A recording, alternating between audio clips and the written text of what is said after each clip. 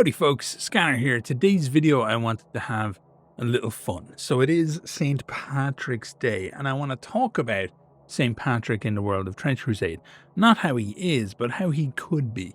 I want to use this as an opportunity to examine how the church might legend build in Trench Crusade and what that might mean for the devs if they want to design something interesting and fun that's not tied down to historical, I'm going to say fact, even though we're talking about stuff that's very old here, and there's a lot of scholarly disagreement on various elements of St. Patrick. So today's St. Patrick's Day, and St. Patrick is the patron saint of Ireland, and he's actually one of the patron saints of Nigeria, would you believe? That's right, St. Patrick is, I think he used to be a patron saint, and now he's like considered secondary patron saint in Nigeria, and their patron saint is now Mary, I want to say. I'm not entirely sure. But a lot of that is because of the missionary work basically done by Irish priests and nuns over in Nigeria. So happy Patrick's Day to absolutely everybody, but especially to the people of Ireland, unsurprisingly, and Nigeria, who have Patrick as a very important patron saint. So St. Patrick is widely known around the world, partially due to the massive Irish diaspora who has just emigrated over time. Throughout various points in history, we've been an enormous exporter of actual Irish people.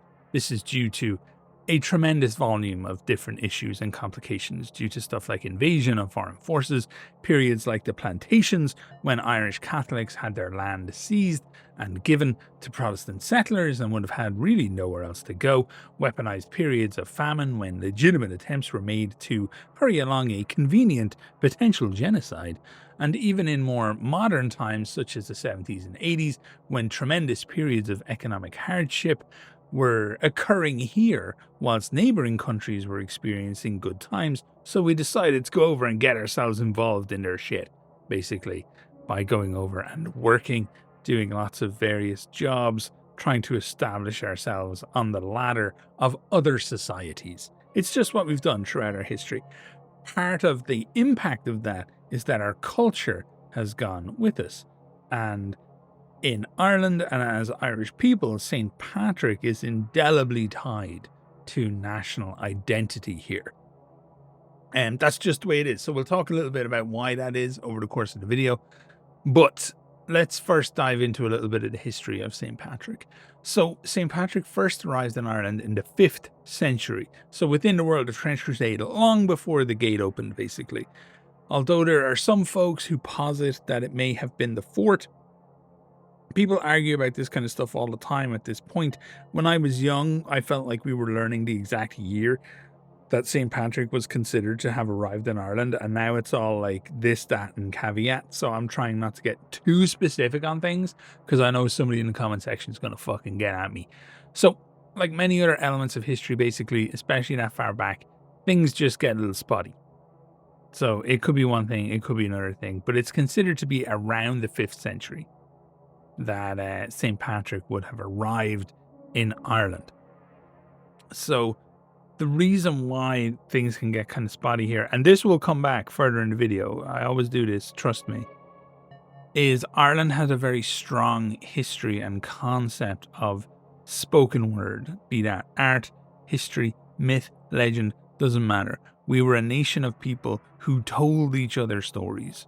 That's how our national history was kept. Now that's kind of anathema to some people who show up in my comment section sometimes and get really fucking worked about a lack of kind of written records at different points in Irish history, but those people can get fucked, frankly.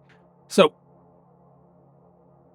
let's go back to St. Patrick. This is why looking at St. Patrick is kind of super fun and interesting to me. The real life historical facts, the legends, the myth of St. Patrick, they changed over time throughout history with additions and alterations depending on what was in fashion basically at the time. This would almost certainly happen in the world of Trench Crusade, and it would seem hugely likely, at least to me, that the propaganda wars between faithful and heretics would have ranged from very subtle to very obvious. I believe that St. Patrick and other saints like him would have been powerful weapons in the hands of the church's war on the seductive nature of hell and their complicated little web spinners. If you're going to have little demons and heretics and stuff running around telling you that XYZ is bad, what do? You roll out a saint and you go, yeah, look at this fucking dude. He's a baller. So Patrick reportedly first arrived in Ireland as a slave. He would have been picked up from either Scotland or Wales. There's no real consensus that I can find on whether that was one or the other in a raid. And he spent 6 years here as a shepherd, but was then guided by a dream to escape and was able to return to Britain, to his home. This was one of 2 dreams, which according to knowledge around St. Patrick would shape his life in tremendous ways and could be perceived as a form of divine intervention. This concept of an active savior taking an interest in the life and well-being and efficacy of one of his creations would definitely appeal to the church in Trench Crusade and would prove to be a very positive message, especially in a world where so much of the population was mobilizing due to divine inspiration, things like trench pilgrims, right? Patrick followed the instructions of his dream. He traveled 200 miles, which back in the day would have been a considerable distance in a country you have no fucking clue what it's like. So he traveled, he found a boat that he was told about in his dream, and it was promised would be waiting for him, and he promptly returned to Britain, a trip that took about 3 days or so, according to the historical documents. There, he continued to study Christianity, and he also spent a considerable amount of time in France studying. So after becoming a priest, Patrick recorded in his own writings, that these will come back to, that he had a second dream which prompted his return to Ireland. Now, in the man's own words, I saw a man coming as if it were from Ireland. His name was Victoricus, and he carried many letters, and he gave me one of them. I read the heading, The Voice of the Irish. As I began the letter, I imagined in that moment that I heard the voice of those very people who were near the wood of Fucklut, which is beside the Western Sea, and they cried out with one voice, "We appeal to you, holy servant boy, to come and walk among us." Now this is kind of interesting and cool because Victoricus is a really fun part of the overall story of St. Patrick. Victoricus was a martyr who died in Gaul during the Christian persecution carried out by Rictius Varus. His death is considered to have been particularly brutal as they kind of rammed spears of iron through his ears and his nose and left him in agony for as long as was deemed, I guess, approving, and then they cut his head off. Another guy, Fuscian, endured the same fate, and when they were killed, when they were beheaded, it is said they had picked up their own heads and walked off. So it's really important to understand that when you're talking about something like Trench Crusade, Trench Crusade leans heavily into that aspect of the power of religion, that lasting power of religion, especially Christianity, which is just how fucking metal a lot of it is. So this kind of element ties in really well to Trench Crusade. So St. Patrick receives a dream from a martyr, someone who had died horribly, telling him to return to Ireland to help the people there. The implication of that is not great, right? It's not a strong look. Dude who dies in excruciating agony shows up and goes, "Mate, you got to go back to Ireland." You're like, I'm not so sure I want to do that based off the guy who's told me to go and do it. But St. Patrick got it done anyway. He decided, look, the dream was the dream. I must now return to Ireland. St. Patrick is a really good example of how to, I'm going to use the word make a saint in real life. And I do and I don't mean that. That's a loaded term. Don't get mad at me. So he's got a lot of stuff that like ties into his legend, but a lot of it was built on after the fact. So he's said to have utilized local symbolism like the shamrock to explain the Holy Trinity. This in turn tied Christian concepts directly into the notion of Irishness. Prior to Patrick, It was a very important symbol for Druids and the ancient Celts, and it represented things like a spiritual connection to nature, and the triad structure was often used to represent important elements like land and sea and sky, and a cycle of birth and life and death. See, back then, the number 3 in Ireland was a very prominent religious symbol. Everything was a 3. It was just the way of it. So the idea that St. Patrick would show up and use this shamrock, use this plant with 3 leaves to show everybody how it kind of, your religion, it's kind of like my religion. An effective tool of conversion has always been to present Christianity as something that was always present, but that was just a little misunderstood. So the shamrock comes to mean the Holy Trinity, and the connection with nature becomes the connection with the Creator, and so on. If anything, you're removing a step, right? You're removing distance. You're leading people further towards the truth that they've been hovering around. Yes, you're a pagan and you worship nature and stuff. You worship the mechanic. Nature is the mechanic. Why not worship the thing that created nature, and so forth? However, this use of the shamrock didn't even happen, and was not a thing that was like connected with St. Patrick in that time. There was a concerted effort after the fact to increase the connection of St. Patrick to Ireland long after his death by the then established church. And that was when people decided he would have used the shamrock. That was a retcon. The Games Workshop that shit. So Patrick was, however, to all intents and purposes, really effective at converting people over to Christianity, even though there's some evidence that, unlike the claim that he brought Christianity to Ireland, that Christianity was already gaining something of a foothold in Ireland at the time. Now, what often gets lost about St. Patrick are some really, really interesting aspects. So everybody knows about the concept that he banished the snakes from Ireland. Guess what? That's retconned as well.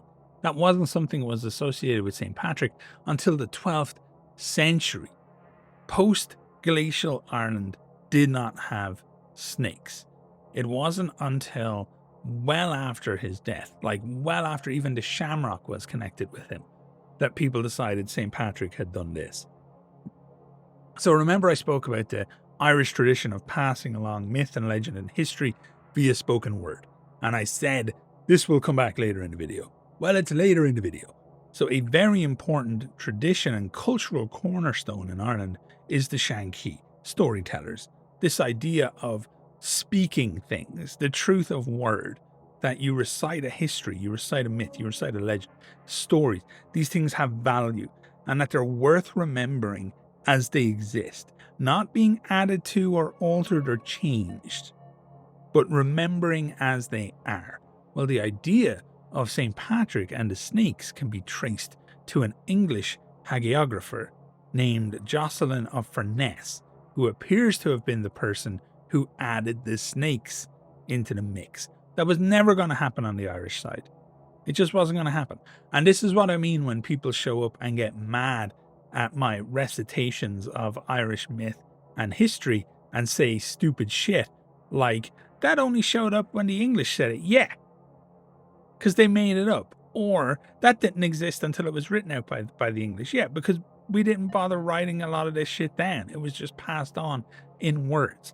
Once again, all this stuff creates St. Patrick as a perfect saint for the church to alter and change over time, because that's exactly what happened to him in real life.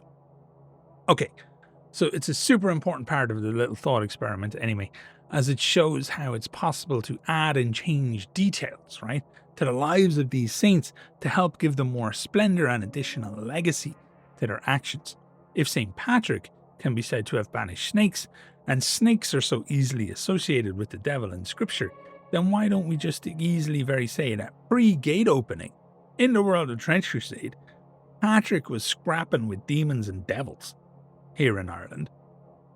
We know that elements like the path of the beast and heretical factions and demons and devils slipping through tears in creation from hell were all things that were happening in the world of Trench Crusade before the gate actually opened.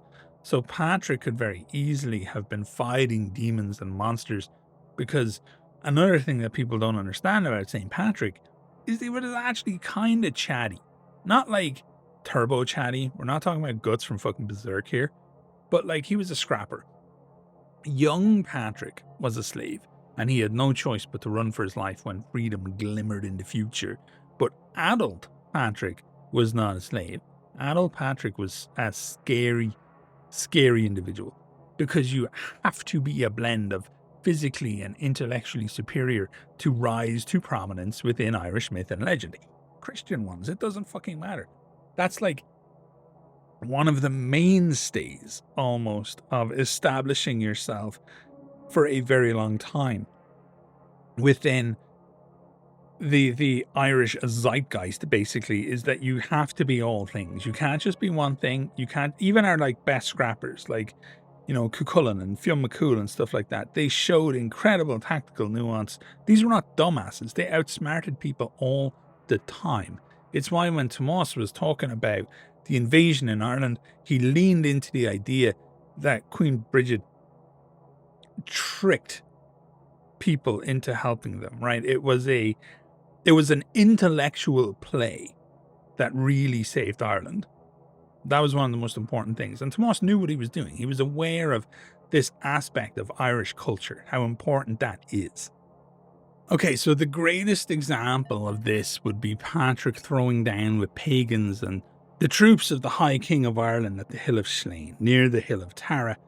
At that point in Ireland, on Bealtaine, which is like the mark of the start of the summer, all fires had to be doused in the country until the High King lit a fire at the Hill of Tara.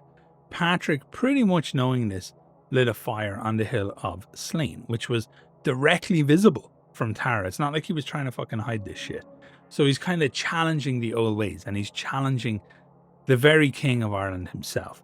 So according to the writing of 19th century scholar Whitley Stokes, which is really well worth getting into if you have a kind of an interest in this type of thing, the Druids of the High King's Court, whom Stokes referred to as wizards, advised that unless Patrick's fire was quenched, then he who had lit the fire would have the kingdom of Ireland forever.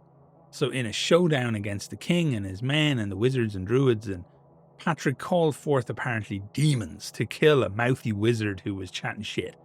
And then he called forth earthquakes and wind and thunder to scatter his enemies, and this terrible power that he unleashed upon them, it's said to have made the king's men turn on each other and just start slaughtering each other on the hill. And Patrick and his posse, they turned into deer, and they made their way to safety with their fire still lit and the future of Ireland as a Christian nation firmly assured.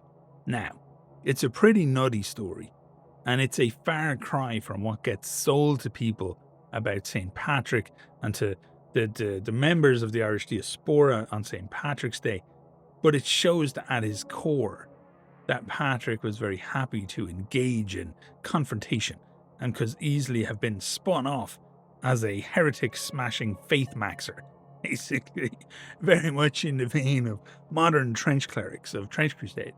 So even simple details like the association of St. Patrick with green are more modern affectations driven by nationalistic ideals of the 18th and 19th century, when traditionally the colour associated with them was actually blue. Now that's not the most famous changing of someone's colour through essential branding.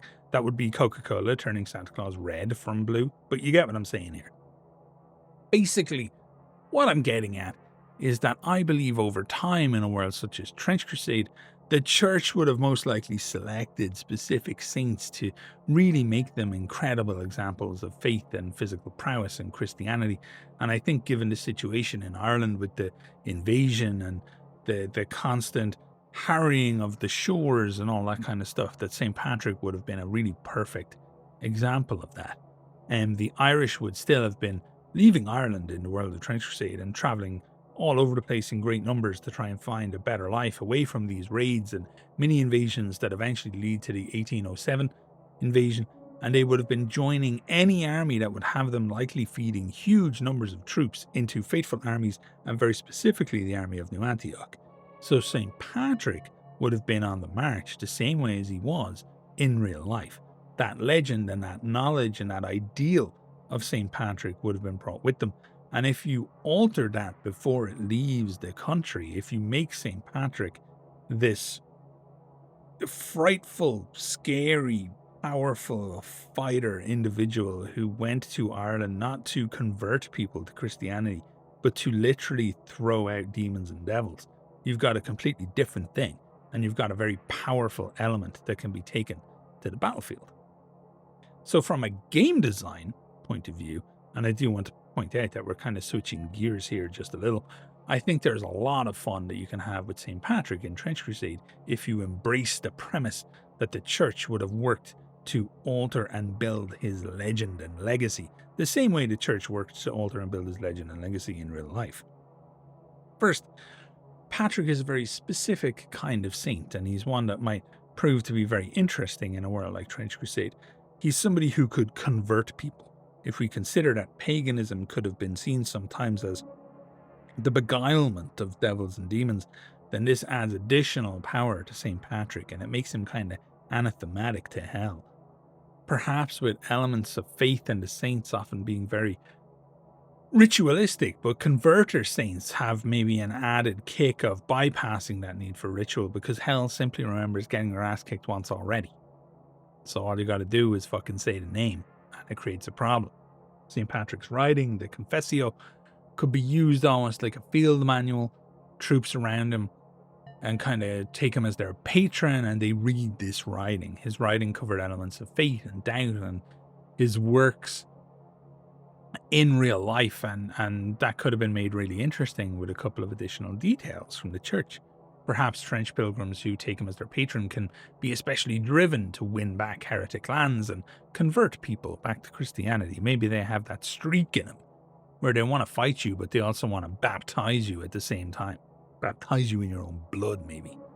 So the shamrock could be a form of like battle doctrine or something, interposing the concepts of faith and planning and physical zeal to win fights, and casting the snakes out could directly cast the troops who take St. Patrick as a patron against elements of hereticals and demonic kind of origin, perhaps, who are loyal to something like Leviathan, something snake-like and scary and weird. Basically, there's all kinds of shit that you could do in Trench Crusade, even in the world of Trench Crusade, even in the lore of Trench Crusade with a saint like St. Patrick. And then if you wanted to bring that into the actual rules, you could. I think it would be cool, basically, if they decided to soup up St. Patrick, or indeed any other converter saint. And I think that would be kind of dope. So yeah, like I said, just a fun little thought experiment to have on this St. Patrick's Day. And I'm curious, what kind of saints do you think could get the Chad treatment in Trench Crusade, and how would that work, and what would that look like for you? I'm genuinely curious, so let me know in the comments.